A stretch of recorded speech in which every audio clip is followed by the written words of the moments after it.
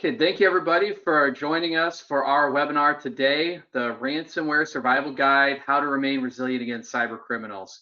Our panel here is very excited to talk to you more about some of the latest that we feel is going on in the ransomware world. I realize it's a topic we've probably all heard plenty about the last few years and may almost feel like something we're a little sick of talking about, but it hasn't gone away. There are new wrinkles that we've seen out in the marketplace, out in the world, as we've been dealing with these attacks ourselves. And hopefully I have some new things to share with you guys today. They're going to help you out and maybe give some new angles on this problem that you haven't thought of, because the bad guys, unfortunately, are still coming after us in this regard. So from a housekeeping perspective, everybody who's here, who's joined us, you're all going to get a copy of this recording when we finish the presentation today. Submit your questions at any point, right? So we like to keep things interactive. Please make liberal use of the chat. Send us any questions that you have. We'll be watching that. We'll respond. And if there's any that we don't get to live during the session, we'll also we always try to follow up with folks afterwards and make sure we're covering any questions that maybe we couldn't quite hit during the time that we had. And the last bit of housekeeping, feedback. So there'll be a survey that hits you at the end of this. Please make sure to give us your feedback. That's always very helpful to us. We do a lot of these kind of events, and it's good to kind of tailor what we do the next time. So on the panel today, speaking here, I'm Chris Clymer. I'm director and CISO within our CISO practice in version 6. I've been here at version 6 for about 8 years now.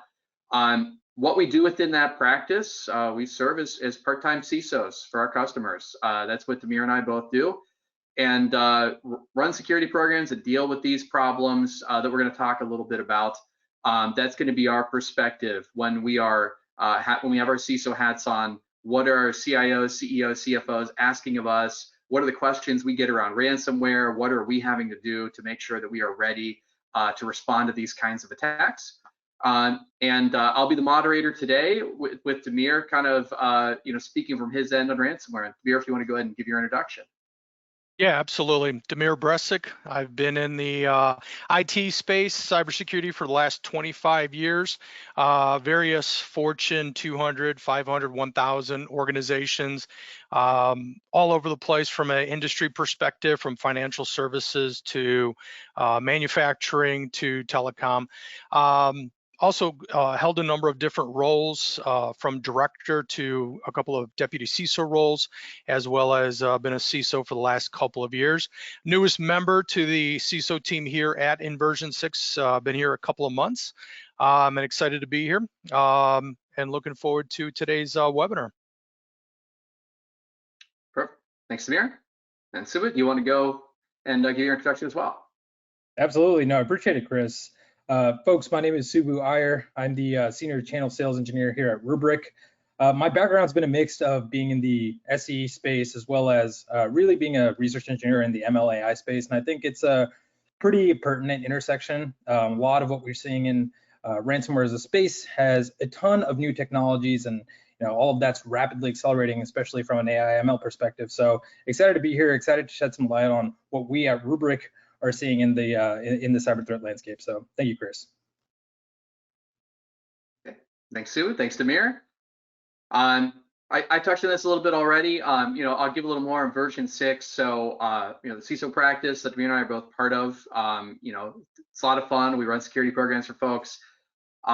We also have a SOC. We have a VAR business. In general, we try to give people kind of a full scope of security solutions that help them stay ahead of the next thing, or in this case, the thing that won't go away with ransomware. And Sue, if you want to give us a little on Rubrik. Yeah, absolutely. So here at Rubrik, we're really focusing on securing at the point of the data itself. Bad actors, they're targeting the crown jewel of every organization, which is going to be the backup data and the sensitive data that resides within it. So our whole mission is figuring out exactly how we can not only secure that data, but also enable organizations to be able to recover on the worst day that any organization could face, which would be a ransomware attack. So that's what we're going to be talking about today, and I'm excited to dive a little bit deeper into that, Chris. Fantastic. I guess with that, I think we'll dive a little deeper. So current state of ransomware, right? We're seeing these attacks. One, they haven't gone away, right? These are things that certainly we're getting questions about constantly. I think every security program we're part of, we are trying to defend against, prepare for these things. Anybody who's not familiar, right? Ransomware is going to be the bad guys trying to somehow take hold of your network, encrypt your data, exfiltrate your data, charge you a lot of money to get that data back, or make sure that they don't leak it. It's going to cause you downtime. It's going to limit your access to that data. It's going to get you in the newspapers. It's going to hurt your reputation. And what we'll be hitting a little more is it's getting more sophisticated. Next slide.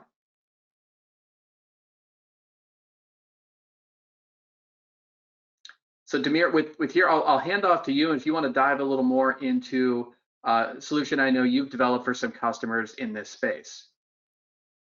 Yeah, thanks, Chris. So a couple of things just based on, what Chris had talked about. Ransomware is one of the preeminent threats out there today. Majority of organizations across the board, it doesn't matter what industry you're in, this is a major threat. The Verizon data breach report that just came out for 2023 talked about how last year 25% of all breaches had something to do with ransomware. You just had Zscaler come out with their annual report, and their number is up to about 37%. So, to the point that everyone's talking about, yes, this is still an ongoing saga and an ongoing threat ever since COVID. Right? This has been a major problem. I think COVID ended up exposing a lot of where companies were actually weak, where they had to shift from an on-prem style system to that hybrid model, right? And simple aspects like having VPN or split tunnel VPN, if you will, became a major concern, a major issue. And that's where a lot of ransomware attacks really started to spike. So that's the bad news. The good news is you have expertise here at the table, if you will, that can help you with tools, tactics, and techniques on how to actually avoid the overall impact, right? Not necessarily saying you won't get breached, but to really limit that overall blast radius. And a couple of these projects that I've done at other organizations, I've brought this together along with other industry trends that are going on, and it really came up with these two sides. That preventative control strategy when it comes to addressing ransomware, and then the recovery strategy aspect. So the one on the left-hand side, talks about, again, reducing that overall blast radius. Well, what are the most common ways of doing that? Okay, we all hear about network segmentation, but an older tactic, for those of you that have been around since the batch and hosting days, we can also utilize jump servers, right? Just to contain and just to segregate the critical data, the PII, the PHI type of data. The other aspect of it is actually taking a look at your plans, not just when a compliance or regulatory aspect comes about, doing some sort of a tabletop exercise to walk through those aspects and just really seeing how bulletproof are your processes, if you will. And then obviously there are some definitely key controls that we want to look at as, again, to really manage and restrict that overall that blast radius that's out there.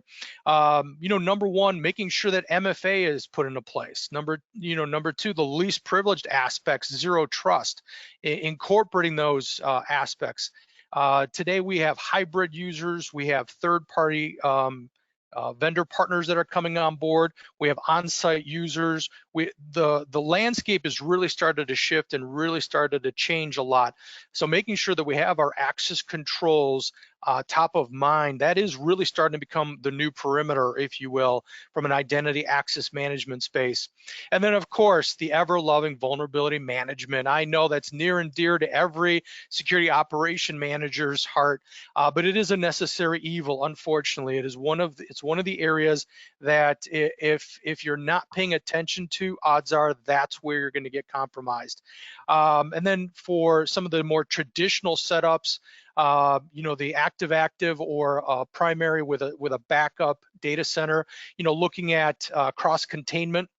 when it comes to an attack, and then overall fundamental monitor and detection controls.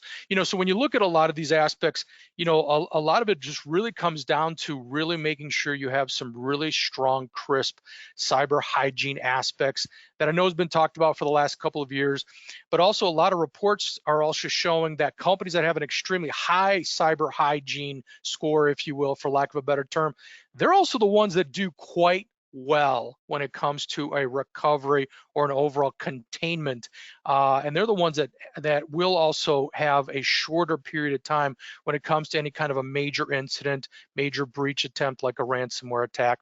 And then obviously we would go through, put together a gap analysis, and then turn that into a roadmap for folks. And really that's one of the keys to our assessments. It's not just a report that we end up sending out. It is also an after action item of coming back to the organizations and really talking to them about, all right, what do you do with this now? Here's a high level roadmap, not only the criticals and the high items that folks would need to be addressing, but also the prioritization, a risk-based prioritization to that. So that's really the meat of the aspect here. The recovery aspect, again, if you have a pretty standard or decent business continuity DR practice, this is all going to be very familiar to you, but do you practice it? Do you actually test it? Are your DR tests strictly at a tabletop level, meaning a paper exercise, or do you actually conduct an actual DR style exercise to see what would a recovery? So if your software, for example, doesn't go to a rubric, it ends up going to an appliance. All right, what would a new appliance, let's say that appliance gets compromised that your application is tied to. How long would it take for you to get a new piece of hardware? How long would it get you to get the config files, the OS back up and running? What would that time frame all take? So those are matters and aspects that we end up taking a look at and we address with all levels of the organization, and then really come up with that comprehensive report. So we bring in both of these sides into one report that then ties into that overall roadmap that we help then board with. Chris, back to you. Thanks, Samir. That was fantastic. Sue, I think you've got a little bit to give us as well around the rubric side of things. Absolutely. So folks, I mean, I think what a lot of what Damir mentioned is very in line with what Rubric believes and how we've architected our solution from day one. And one of the things that Damir mentioned from the get-go was that ransomware is the predominant threat, and I couldn't agree with that more. And it really it necessitates a paradigm shift for us to understand that disaster recovery isn't the sole mode of being able to protect your data. And what I mean by that is backups don't equal cyber recovery. They're fundamentally two different issues, and tackling the issue of cyber recovery ensures that you have security at the point of the data itself. So a lot of what Rubrik Security Cloud, which is our single pane of glass SaaS platform, a lot of what it does is consolidate all of those disparate tools that organizations have to deal with, a manager of managers, maybe even a manager on top of that, and consolidate the ability to manage and protect workloads, whether it's across your cloud tenants, whether it's SaaS applications like Microsoft 365, or whether it's your data center, whether you have VMs or file sets that are living inside of your data center. And more importantly, being able to test those recovery plans iteratively. A lot of what we're going to get into is unpacking how this cyber landscape is changing over time. So that necessitates us to keep up with those bad actors and being able to test those recovery plans iteratively. Next slide, please. So I'm going to get through the core of what is Rubrik Security Cloud, and we'll really start from the ground up. So what I'm hearing a lot from our customer base is the need to have zero trust principles that are native inside the data security solution. You don't want bolt-on solutions or third-party add-ons because ultimately that increases the attack surface and creates backdoor vulnerabilities. And more importantly, it's about meeting business service level agreements for organizations. It's about meeting those RPOs and RTOs to ensure that we can shorten the downtime and the recovery time for an organization. And that's a real big a priori issue for us. One thing that Damir mentioned that I also want to highlight is being able to define the blast radius. And that boils down to ultimately answering three core questions. The first is figuring out what and where is compromised. The second is how do you find a clean point in time to recover from to avoid reinfection of that ransomware or malware. And the third is figuring out what sensitive data lies in those compromised environments, because what we're seeing more and more is the exfiltration of data by these bad actors. So if we start from the ground up here, the neat part about Rubrik is that it is that single pane of glass that traverses your cloud, SaaS, and your data center workloads. But more importantly, it's about establishing the criteria of what is immutable. Now, this is an industry-wide buzzword at this point, but establishing the criteria and unpacking what that means, I think, is really important. So it really boils down to two functions. The first is not having any open network protocols, not having NFS or SMB. And what's great about Rubrik is that we built our own file system proprietary from the ground up that essentially commits all of the snapshots into our file system in an append-only fashion that's offline. No bad actor, no Rubrik admin, no customer admin can really see what's going on underneath the hood and tamper with those backups. So removing the ability to change and modify from an admin's perspective is a way we eliminate one major backdoor in which bad actors exploit to ultimately either encrypt your backups or expire them out completely. The second mechanism for immutability is NTP protection. For those that are not familiar, NTP stands for Network Time Protocol. What bad actors like to do is once they get down to the file system or root level is hack your NTP servers. They call it NTP poisoning, and change the date and fast forward the internal clock to say something like 2050. Now, your system is going to do what it's supposed to do and expire out those backups. It understands that, hey, it's 2050, we don't need those local copies anymore. So now when that ransomware payload is released and deployed, you don't have local copies to restore from. So immutability is going to be extremely important there. So having that native NTP protection and no open network protocols is step one. And then from there, it's how do we utilize the metadata that we ingest from those backups to provide you those comprehensive data security insights. So now when we have that established base layer of Rubrik Security Cloud, we can start adding on the key applications that we have. First is a modern data protection, which is not a job-based approach, but more so a policy-based approach where individuals can massively simplify the architectural complexity with backups by simply telling Rubrik, how often do you want to back up? How long are you going to keep them locally, and where does it go after that? Now, if we move to the security side of the house, it's really about what Damir said, which is defining the blast radius. Now, the standard for most organizations is anomaly detection.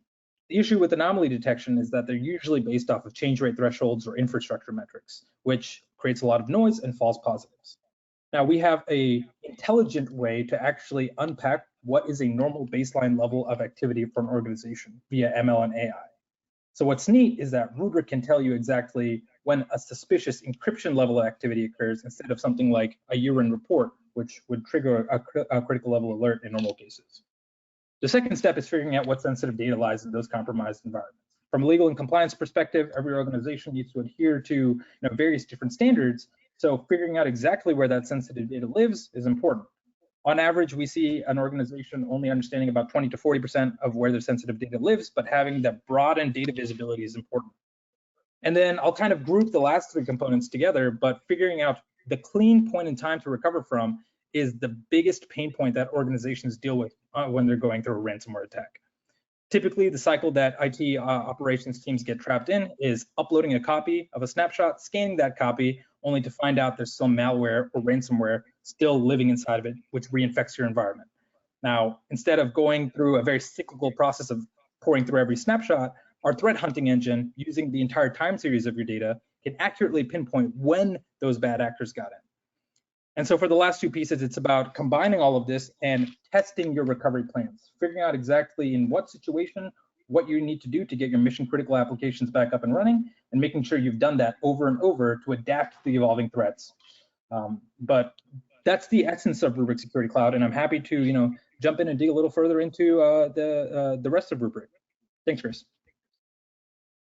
Thank you. So from here, I've got a few questions that I kind of prepared ahead of time around this topic. So the first one I'm going to pose to you both. Damir, I'll start with you. Why is ransomware still with us in 2023? right? Why hasn't it gone away? We've all done a lot to address this problem, and yet the three of us are here talking about it. So what do you think? Why are we still talking about this in almost 2024? You know, Chris, that's a great question, and I think it's just because of the success rate, right? They can, right? Threat actors are able to get in. These ransomware groups are starting to, Sabu talked about how it's not just ransom; it's now they're exploiting, extorting additionally, and exfiltrating the data and then sending it out and selling it on the dark web. So now there's a newer aspect to that, kind of the fourth horseman of the ransomware apocalypse. Now they're turning it into ransomware as a service, if you will, right? Yeah, you can use that one if you want, Chris. So it's just a money grab, right? They're able to really make the whole aspect of it. They're turning it into a business, and then they're selling their toolkits out onto the dark web on how they did it, right? As they're advancing and as these groups are having to move, right? Governments are coming after them, so they have to physically move locations, get new computers, new systems, the whole 9 yards.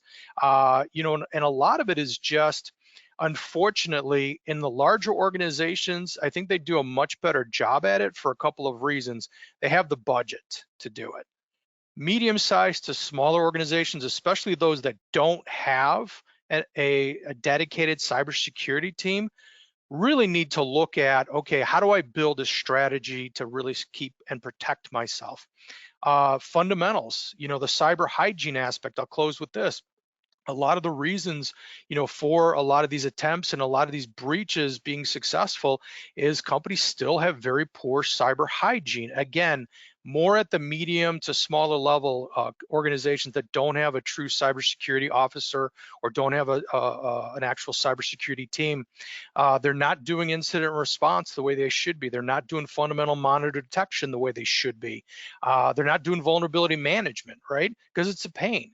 And we all get it. Those of us that have been in this, career for more than 5 years, understand the challenges with that. But also at the same time, application groups aren't really doing scans, right, of their apps before they make them production ready.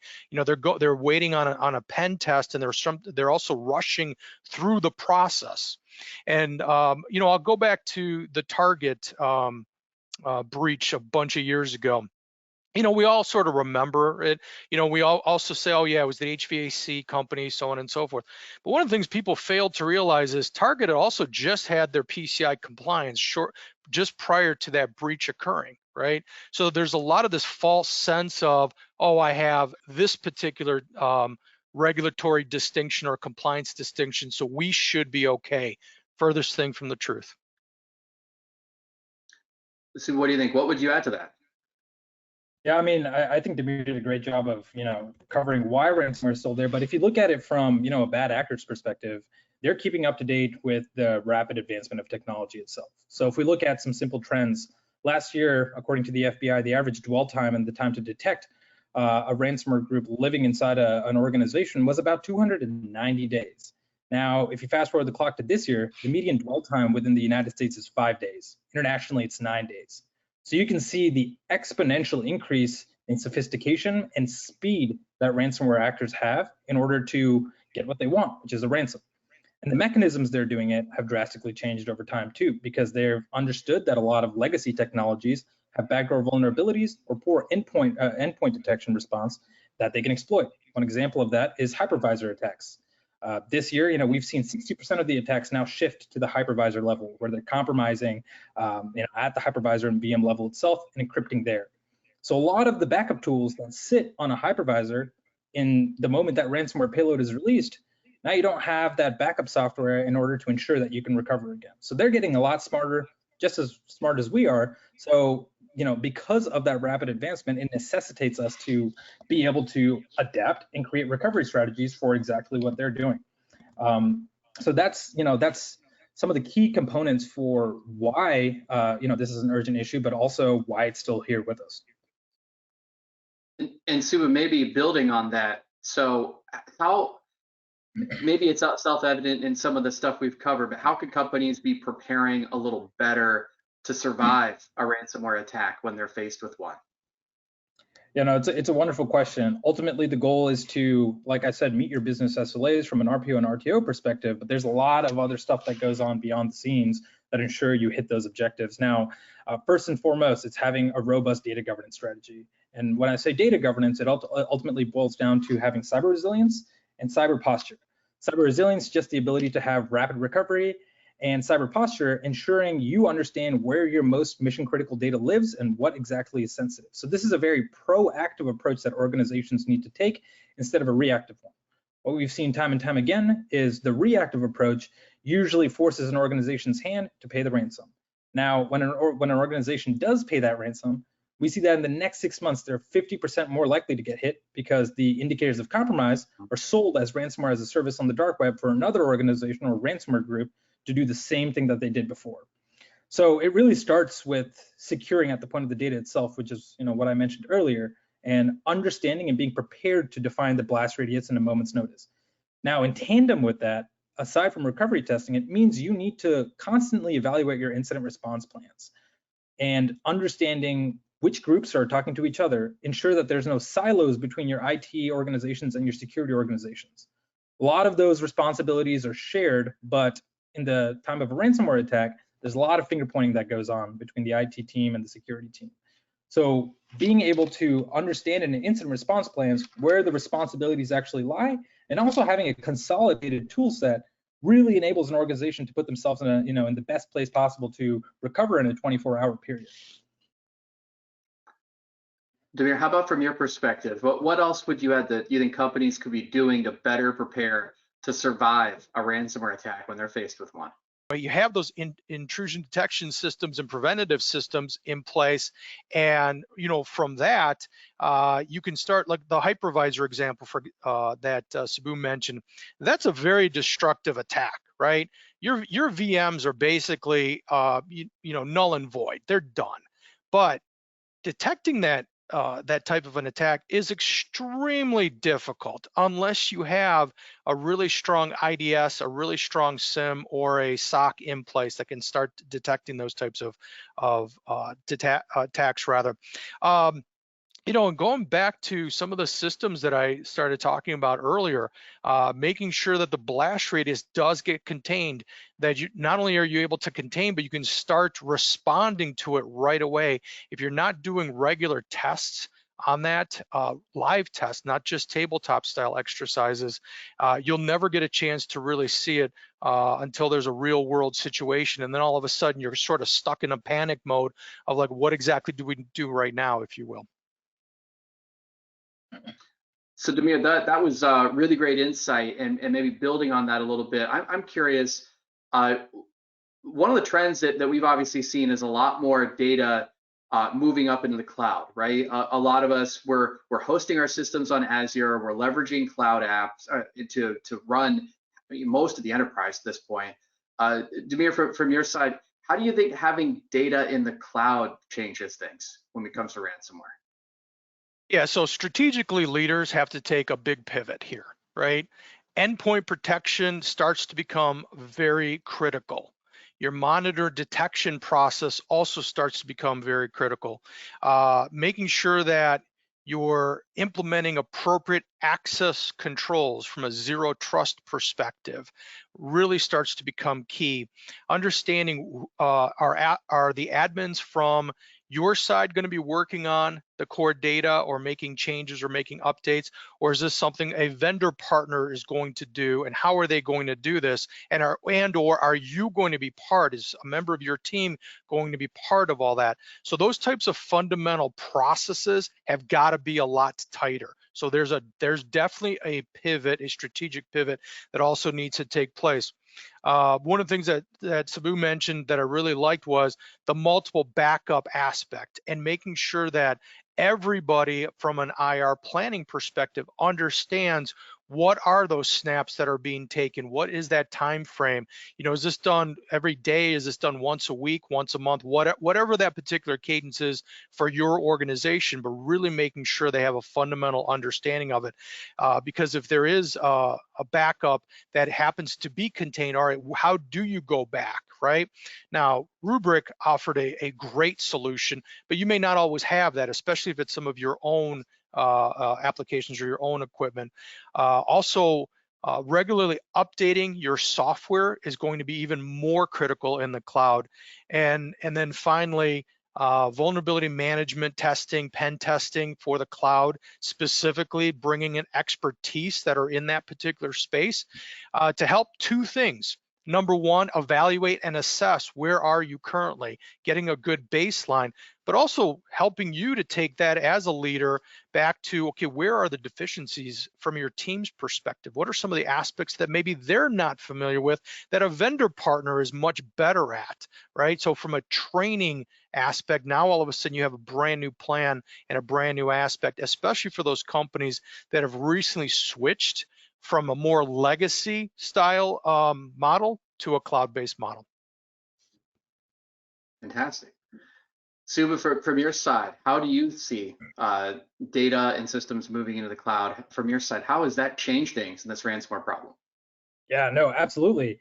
I think a lot of what Damir covered is spot on, but I want to dial it back just a little bit to provide some statistical context for why it's urgent to have the same IR planning data security response for on-prem, cloud, or SaaS. So on average, what we're seeing at Rubrik for an organization is data growth at about 25%. But if you really break that down between three buckets, i.e. data center, cloud, and SaaS, you see some pretty interesting numbers. So from a data center perspective, we're seeing about 19% year-over-year growth.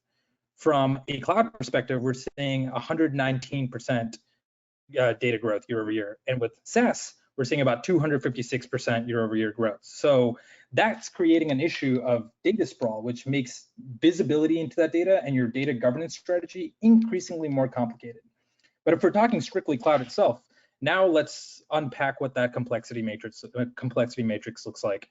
You have, your unstructured data, your semi-structured data, and your structured data, all different form factors, and it require different ways of actually interacting with that data to understand what's in there. Now, if you layer on consumption models, IaaS, PaaS, SaaS, that adds another layer of complexity with dealing with that data and figuring out what's there and who has access to it. Now, spread that across your hybrid cloud or multi-cloud approaches. Now you have a behemoth of a security problem to actually deal with. So a lot of organizations are making pushes to have DR in the cloud. Now, as important as it is to have cloud acceleration pushes, it's just as important to have visibility and governance of where that data lives and who has access to it. If you look at a primary attack vector for ransomware groups, it's going to be Active Directory. They're compromising credentials, and especially in the cloud, they're trying to gain global admin credentials or super admin credentials where they have ability to not only see all of the data, but exfiltrate that out of your network. So now it begs the question of, do you have DLP solutions in place, as well as the ability to figure out what sensitive data lives in your cloud to figure out what could possibly be exfiltrated? Ransomware groups, once they have those super admin credentials, are exfiltrating data at an extremely fast pace because they realize some organizations are pretty up to speed with their data center security. So the idea is for them is still to get paid. So they're going to exfiltrate that data. So we call that a double extortion event. So having security against that is really important. Now, what Damir said is really important. You need to have a lot of guardrails. You need to be able to do pen testing. You need to have robust incident response plans. You need to have a really good cloud security team that has those basic guardrails enabled. But at the end of the day, you have to put yourself in the seat of a bad actor. They're trying to get credentials. They're trying to exfiltrate your data and also destroy that data. Because data sprawl is an issue, now you have to be able to accurately figure out where your data lives. We did a study across 1,600 non-Rubrik organizations and figured out that there was approximately over half a million sensitive data files that an organization had, and maybe 5x, about 25 million sensitive data hits across all of those files. So that creates an additional challenge because only about 20 to 40% of that sensitive data is actually in the scope of or visible to an organization. So that's kind of the long way of saying, data sprawl is an issue, governing that data is an issue itself, Now, how can you consolidate all of your tools to ensure that you have those robust strategies that you can iteratively test against as well? Thank you. Now, this is a lot of great stuff to think about, and especially this exfiltration angle, I think is something not everybody is. I think a lot of us are still used to thinking of the guys just locking up our data and not necessarily trying to make copies of it. Another angle that I think maybe is interesting to talk about. So you touched on it, Subu, at the very beginning. A lot of us rely on immutable backup solutions to make sure that we feel our backups are safe, right? We've learned that backups are important. Some folks are going to do stuff offline. That's not always practical. It's going to be slower, and so the idea of something being immutable is really key. But maybe you could share a little bit more. You'd said how do we know immutable is immutable, right? How do we know it's going to work? Maybe you can give us a little more context there. Yeah, absolutely. Like I said, it's an industry-wide buzzword at this point that's kind of lost its meaning. So establishing what is truly immutable is important. I mean, if you look at it from a 10,000 foot perspective, the only immutable backup is going to be tape. But at this day and age, that's fundamentally impossible to use as a recovery method. It's not going to meet your RPOs. It's not going to meet your RTOs. And more importantly, that downtime is only going to be exacerbated. So now it begs the question of, what does immutability mean aside from tape itself? It's not just creating immutable storage, because at the end of the day, if bad actors are still able to get down to the root level, they're going to compromise your backup. So what I mentioned of no open network protocols is extremely important. Now, the way we've developed our file system, our proprietary file system, is unique. We have no change modify functions within our own proprietary protocols. All of the read writes that we have to our file system in an append-only fashion are committed in an offline manner. So like I mentioned, no one can see what's going on underneath the hood. If anyone tried to, at best, they would be able to get access to a command line interface that they can type their name in, but it has no other privileges. Now, the second point is what I talked about earlier, which is NTP protection. And this is something that we've seen across the board, because in order to maximize the chances of ransom being paid out for these organizations, they want to eliminate your backups themselves. So they'll hack your NTP servers and ensure that you have no backups to recover from. Now, at that point, what an organization would do is probably go to their secondary site or their disaster recovery site to back up or to restore from there, only to figure out that they've been backing up snapshots that still contain that ransomware. So when you try and upload those copies back into production, they're going to reinfect your environment. These guys are smart. They're not benevolent, but they're smart. So they understand exactly how to take those legs out from underneath you. Now, immutability is a core concern. Obviously, from a cyber insurance perspective, it matters. But at Rubrik, it's built on actual NIST standards that adhere to those zero trust principles. It's not a checkbox, and it's not a bolt-on solution. It comes native within the solution itself, which I think is a huge differentiator for Rubrik. Okay, thank you, Sue. And Damir, I have one for you. I'm thinking about how a lot of us handle these things, how we prepare. A lot of us are doing it through cyber insurance, right? This has been a big part of the ransomware conversation. It's driven a lot of increase in expense. Cyber insurance is something that we used to not really think that hard about, that suddenly we're struggling to get renewed. Is there anything we've talked about today, that's a Rubrik capability that's on the list of controls that you've talked about? Are there some of these things that you think we're all saying you should do or are helpful to have that are going to help people from a cyber insurance perspective? Yeah, absolutely, Chris. I think to level set a couple of things. So when an insurance carrier, right, that provides cybersecurity insurance looks at an organization, they're looking at a couple of aspects, right? They're looking at and I'm just going to go through this at a real high level. They're looking at what are some of the regulatory compliance aspects that you have to follow along with, right? So they're going to look at, if you're in financial services, they're going to look at something like a New York DFS or like a PCI, for example, right? From there, it's what are the findings? How well have you remediated? How quickly have you remediated? But also at the same time, Are you bringing in an outside firm to start to do a type of a risk assessment or a control assessment? And what are the findings of that? And are you doing that on a regular basis? And are you maturing your program, moving the needle, if you will, proverbially, for the last couple of years on those types of findings, right? And being able to just show a couple of pieces of information, these cyber insurance carriers look at that very favorably, and in a lot of cases, the folks that have a really strong cyber hygiene aspect, and I know I keep coming back to this, but a lot of the reports that you read are really telling companies that if you have a very strong cyber hygiene, that is a really great baseline to be at, right? And a lot of companies just can't meet that. It is ironic. They either won't spend the time or they don't see the value in it until a breach attempt occurs, unfortunately, right?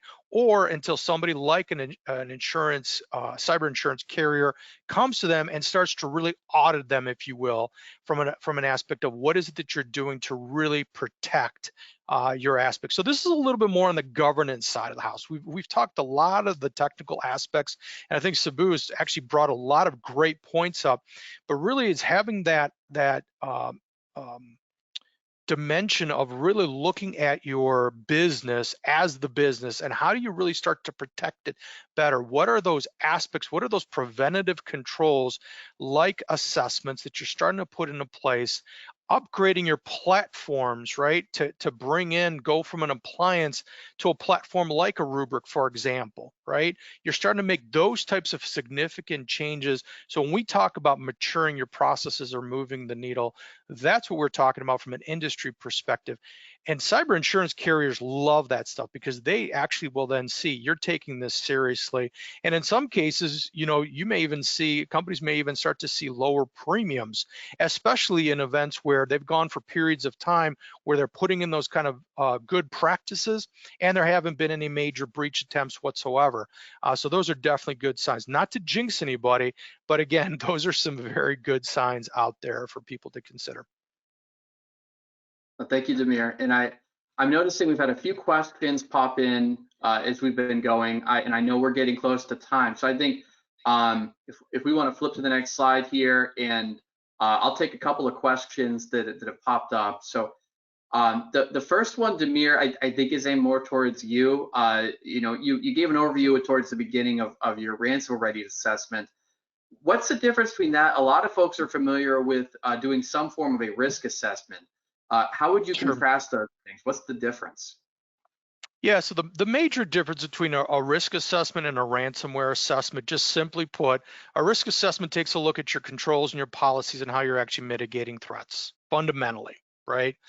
Fundamentally, it's also taking a look at how are you going to defend yourself against a cyber event of some types, where a ransomware readiness assessment takes this to a whole different level. It starts to actually look at your preparedness and your response to the actual attack. How quickly can you actually contain that attack? How quickly can you clean the systems up and start the recovery process to bring everything back to normal? So that's at a very, very high level. Risk assessments are really great at helping you build a strong strategy for a multi-year program, whereas a ransomware assessment really comes at you and is really that, if you think about it, is that doctor checkup, right? And it's giving you your blood results, if you will, for lack of a better term, of, yeah, you're good. Your cholesterol might be a little bit high, but all your other markers are in a really good spot. From a healthcare perspective, you don't have anything major to worry about. So those are some of the key aspects and differences. Thanks, Demir. Another question I've got from the chat here. So how do we know when an attack has started? How do we figure that out? Subu, do you have any thoughts on that one? Yeah, absolutely. I mean, most people find out right when that ransomware payload is released. And when everything gets encrypted, your email services are shut off, your phone services are shut off, your websites are encrypted. That's usually when all of the alarm bells start ringing off. But the idea is, in that event, you're prepared for that. But more importantly, you've probably had preventative measures that allow you to catch it before it even deploys. So from a preventative aspect, threat hunting is going to be an a priori issue. Well, because we've seen the dwell time go from 290 days to about 5 days. That's also come with the increase in 0-day vulnerabilities, where they'll deploy it immediately. And with that, it's really about the time series of your snapshots and your backups, figuring out exactly where to go back to find that clean copy of your data. So that's going to be the step one. The step two to that is also consolidating the responsibilities between your IT and security teams. Now, this is really going to help mitigate threats writ large, because the IT team is tasked with restoring those backups and the security team is tasked with the forensics operation. Really understanding how those burdens are mixed between those two organizations and how they can streamline that in the event of a ransomware attack is super important. So that's a little bit more theoretical, but in practice, it needs to be implemented if you want to be able to recover quickly. Great, thank you. I've got one final question we've got time for. This one is going to be a different angle on some stuff I think we touched on earlier. What are the areas that companies are most under-investing in that they could be preparing for ransomware attacks? Where are we not spending money that could make the biggest impact? And Damir, maybe you want to take that one first. You guys might both have thoughts on that one. Yeah, I'll go through my hit list. So when I go to talk to companies, some of the things I take a look at right off the bat is, hey, are you doing employee training, right? Are they doing fundamental awareness style training? You'd be very surprised in companies that don't, right? And we offer them packages of how to do that. Outdated software, they're still using outdated software, unpatched systems, right? Weak access controls. I know Sabu and I have both talked about this, but a lack of an IR plan or an old IR plan that they haven't really dusted off or really tested or used in a while. Another big one is a really strong focus on a preventative control and sort of moderate focus on detective controls, right? There has to be that fundamental balance. But I think bottom line, it just comes down to, don't just focus on the technology. It has to be that old school aspect of people, process, technology, that fundamental triad. That's how we're going to beat the threat actors, bringing in the right people, having strong processes or improving on your processes, along with having that strong technology. And so anything you would add, the areas we think we're under investing in? Absolutely. I think, Damir hits a pretty important point that, a lot of this is processual, it's people-based. And if you look at the general landscape of attacks, it's not just ransomware, right? It's ransomware, it's malware, it's data threat, it's supply chain attacks, it's double extortion events, maybe even double encryption events. And so investing, and the question of, what organizations are under-investing is a pretty unique question. A lot of organizations, rightfully so, have invested a lot in front-end security at the infrastructure, endpoint, network, application layers, and all of that is extremely important. From a ransomware perspective, in 90% of the attacks, all of that gets traversed because they get straight to the backups. So fundamentally, investing in backup security or data security writ large, I think is extremely important, but doing so in a manner that not only creates better backup, but also gives you those comprehensive and consolidated data security insights across, your ability to detect ransomware, investigate it, your ability to figure out what sensitive data is there. More importantly, to figure out when did the bad actors get in. So investing in data security itself, I think, is a fundamental issue to an organization's success and the ability to recover seamlessly in the event of a ransomware attack. Okay, thank you, Subin. Thank you, Damir. I know we're getting very tight on time, and we've not been able to get to everybody's questions. So, as I mentioned at the top here, there will be follow-ups coming out of this. We'll make the content available for anybody who wants to reference this later on. Anybody who had a question we couldn't get to, we'll follow up with you one-on-one. We'll make sure that this group here can make sure to get you a good answer. And then in general, if you have further questions around this topic, if you are stuck on what to do for ransomware, if you're stuck on convincing your leadership that there is a reason to do something about ransomware still, please don't be shy about reaching out or responding. This team will certainly, share the content again. And if you want to respond to those emails with your questions along those lines, we're all here to help from the version 6 side, from the Rubrik side. Thank you again for joining us today. We appreciate it.